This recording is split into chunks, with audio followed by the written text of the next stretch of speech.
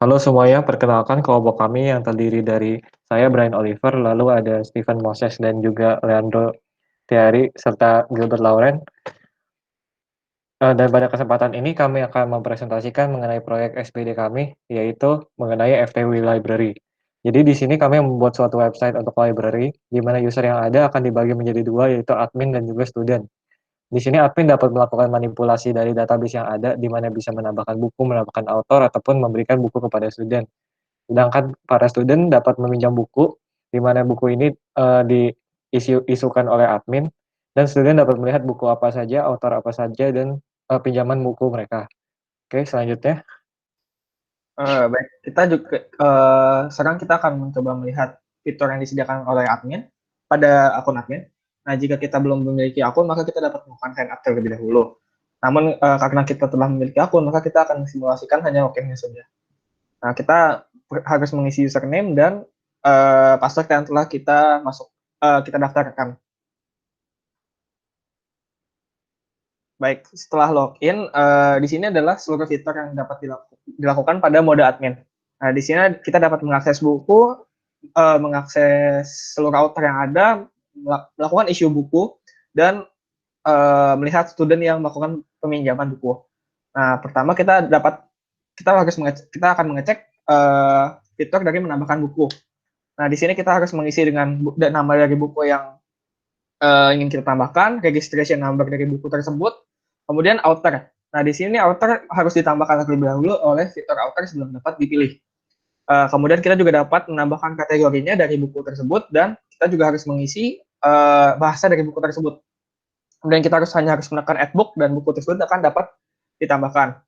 Nah, di sini adalah fitur view book di mana kita dapat melihat seluruh buku yang telah kita tambahkan pada library kita. Nah, di sini juga kita menggunakan order by pada nama dari buku sehingga buku-buku yang telah kita daftarkan akan disusun berdasarkan abjad dari kecil ke besar atau A sampai Z. Nah, kemudian kita juga melakukan analisis dari seluruh buku yang terdapat pada library kita. Nah, di sini kita dapat melihat bahwa terdapat 15 buku dengan 13 author berbeda dan kita juga dapat melihat buku-buku berdasarkan kategorinya. Di sini kita menggunakan fitur count dan seleksi atau where.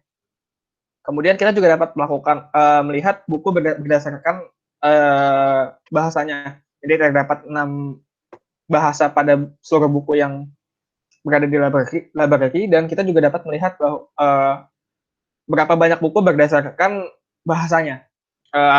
Kemudian akan dilanjutkan oleh teman saya untuk fitur authors.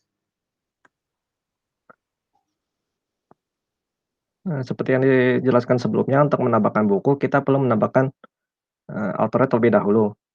Di mana pada fitur add book author, kita perlu mengisi informasi lengkap authornya seperti nama depan, nama belakang, tanggal lahir, dan tanggal meninggal dunia jika ada. Kemudian setelah itu terdapat fitur available author atau author yang ada, di mana kita mengurutkan data-data author berdasarkan nama depan atau order by first name, dan pada bawahnya terdapat informasi sekilas tentang author seperti jumlah author yang dia gunakan yang menggunakan count atau data-data nama author dengan nama huruf tertentu atau nama belakang huruf tertentu dengan fitur I like. Setelah melihat data author, kita juga bisa mengisukan buku kepada student, di mana pada fitur ini kita hanya perlu menentukan nama buku yang ingin dimasukkan dan nama mahasiswa yang ingin dipinjamkan bukunya. Setelah itu kita bisa melihat isi-isi dari buku yang sudah diisukan kepada student, di mana selain itu juga dimasukkan tanggal pengisuan buku dan tanggal expired, di mana akan diberikan denda jika melewati. Untuk di bawahnya terdapat jumlah buku yang diisukan dengan menggunakan fitur count pada skill. Kemudian untuk masih yang di bagian admin yaitu view student. Nah, jadi di sini terlihat nama-nama dari student, kemudian tahun masuknya dan dari jurusannya. Kemudian Kemudian di bawahnya juga kita bisa lihat rincian berdasarkan tahunnya dan instansinya. Dan juga kita dapat melihat jumlah kita sudah membuka website bagian student ini berapa kali. Kemudian kita langsung sekarang masuk ke bagian yang student dengan logout terlebih dahulu. Nah, kita login sebagai student. Jika belum punya account, kita pertama-tama melakukan sign up terlebih dahulu. Kemudian karena kita sudah punya account, kita langsung saja masuk ke bagian login.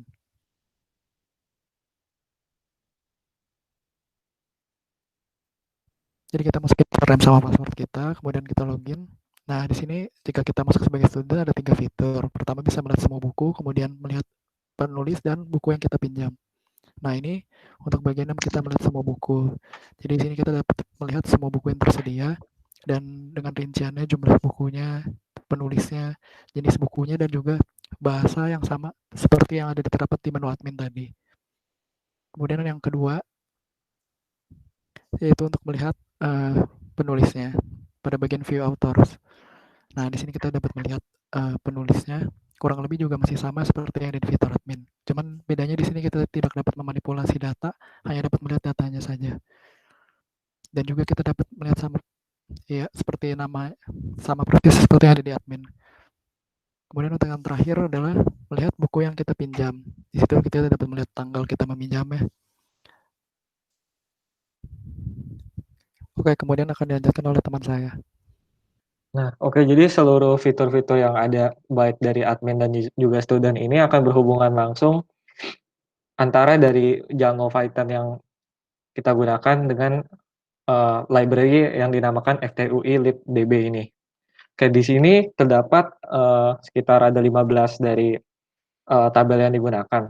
Jadi pertama-tama seluruh user yang telah melakukan sign up baik pada fitur admin dan juga fitur student itu akan masuk ke dalam out_user ini. Nah, di sini dapat dilihat bahwa user-user yang ada dan passwordnya akan terenkripsi menjadi menggunakan algoritma hash atau setelah itu juga bila user tersebut login melalui menu admin, maka user tersebut merupakan super user di mana dapat melakukan manipulasi data ataupun menambahkan, mengurangi buku dan sebagainya. Nah, di sini dapat dilihat juga bahwa terdapat 2 grup yaitu admin dan student dan juga apabila kita memanggil fungsi select star from out user group, di sini kita menggunakan foreign key dari user ID yang ada pada authentication user dan juga group ID yang ada dari out group. Jadi user ID yang ada di sini dikelompokkan berdasarkan out groupnya. Jadi misalkan user ID 1 yaitu Brian Oliver H merupakan admin, maka dia grup ID-nya adalah 1. Nah, selanjutnya juga di dalam fungsi ini kita dapat melihat berbagai buku yang ada menggunakan select star from library book, di mana yang ada di sini akan tampil sama dengan yang ada pada website tersebut. Yang membedakan adalah pada website tersebut telah menggunakan fungsi order by sehingga urut dari A sampai Z. Selain itu juga telah dilihat adanya fungsi count yang menghitung buku berdasarkan kategori dan juga language. Nah, di sini juga language-nya menggunakan foreign key dari tabel language yang ada. Nah, selanjutnya ini adalah library issue book. Jadi di sini mengiisukan buku dengan ID buku yang ada kepada user-usernya dan juga ID-nya. Selanjutnya ini juga ada fungsi library author yang akan tampak sama dengan yang ada pada tampilan pada website, yaitu nama, last name, date of birth, dan date of death yang tidak apa-apa bila hasilnya adalah null. Nah, di sini kita juga bisa melihat fungsi-fungsi lainnya seperti melihat language yang ada,